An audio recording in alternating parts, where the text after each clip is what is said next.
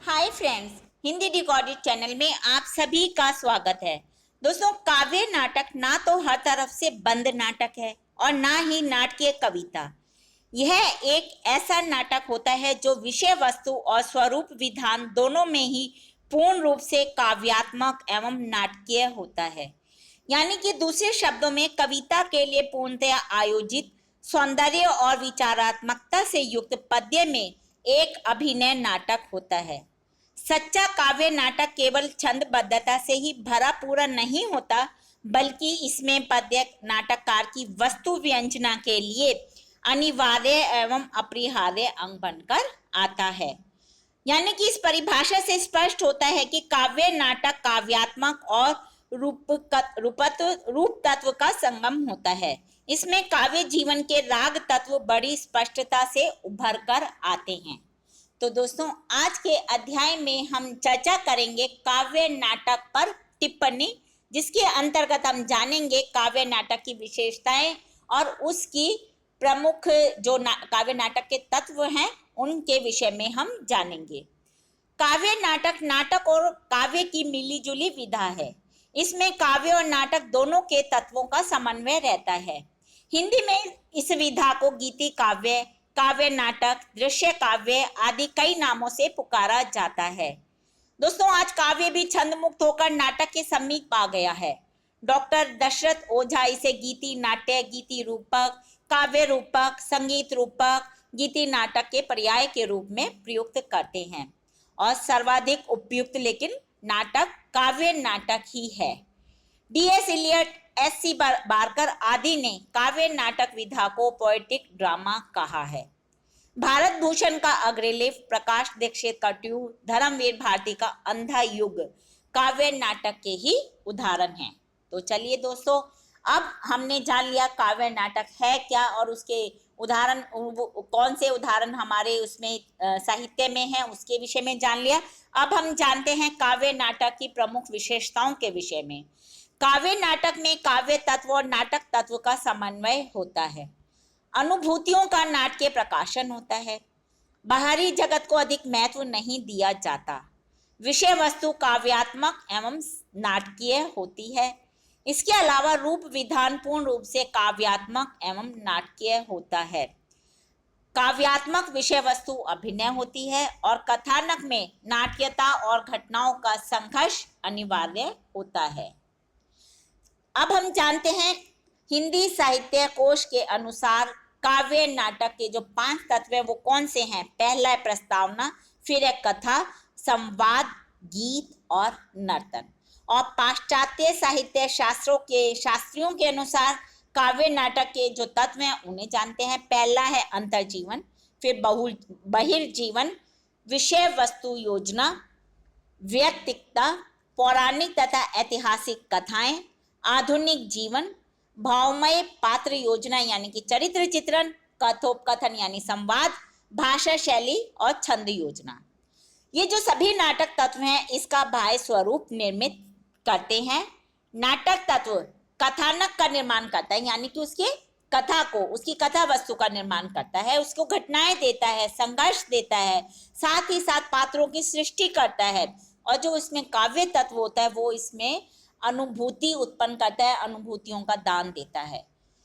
इस विषय अब हम इन नाटक के जो प्रमुख तत्व हमने जाने हैं इनके बारे में थोड़ा थोड़ा जान लेते हैं। सबसे पहले जानते हैं अंतर्जीवन, यानी कि काव्य नाटक की विषय वस्तु मनुष्य के तीव्र मनोभाव अथवा भावात्मक सत्य पर केंद्रित रहती है।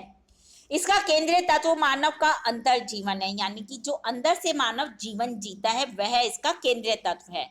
काव्य नाटक सामान्य तथा बाहरी जीवन की उपेक्षा कर सीधे मानव जीवन की गहराइयों तक पहुंचने की चेष्टा करते हैं। इसीलिए जो इसमें अंतर्जीवन है, यानी कि मनुष्य का जो अंदरूनी अंदर से जो है मनुष्य, उस पर अधिक जोर दिया जाता है। अगला तत्व है बहिर्जीवन, यानी कि बाहरी जीवन। जो इसका काव्य नाटक में जो वर्णन है वो गौण ही रहता है। इसमें अंतर्जीवन के अंकन में ही सिर्फ अंतर्जीवन का अंकन करने के लिए बहिर्जीवन की व्यंजना होती है। अंतर्जीवन के काव्यात्मक प्रतिपादन के द्वारा ही बाह्य जीवन की सशक्त अभिव्यंजना काव्य नाटकों में होती है। अगला तत्व है विषय वस्तु। विषय वस्तु के गठन में नाटकीय कौतूहल प्रारंभ से लेकर अंत तक बना रहता है। कथानक में वर्णात्मकता के स्थान पर भाव व्यंजना का महत्व अधिक रहता है। व्यक्तिकता। दोस्तों, काव्य नाटक में व्यक्तिक भावात्मक स्थितियों का निरूपण रहता है, लेकिन व्यक्तिगत भावना के निरूपण के साथ ही वास्तविकताओं को भी अभिव्यक्ति काव्य नाटक में जरूरी मानी जाती है, उनका होना आवश्यक होता है। अगला तत्व है पौराणिक तथा ऐतिहासिक कथाएं। काव्य नाटक में कथा वस्तु पौराणिक तथा ऐतिहासिक गौरव गाथाओं के क्षेत्र से ली जाती है। रोनाल्ड पोकांग के अनुसार काव्य नाटक की सशक्त शैली में तीन प्रमुख विशेषताएं होती हैं। वो तीनों प्रमुख विशेषताएं हैं कि पहला है पुराण की कथा केंद्र में होती है, चरित्रों में सशक्त मनोवैज्ञानिक वास्तविकता हो, साथ ही साथ कलात्मक मानसिक चित्र इसमें प्रस्तुत किए गए हों, तभी ये काव्य नाटक सफल नाटक बन पाते हैं। अगला है आधुनिक जीवन। आधुनिक काव्य नाटकों में पौराणिक तथा ऐतिहासिक पृष्ठभूमि में उस समसामयिक समस्याओं को प्रस्तुत किया जाता है। चरित्र निर्माण यानी कि पात्रों का जो चरित्र चित्रण है, काव्य नाटक में पात्रों के मानसिक संघर्ष के चित्रण को विशेष महत्व दिया जाता है।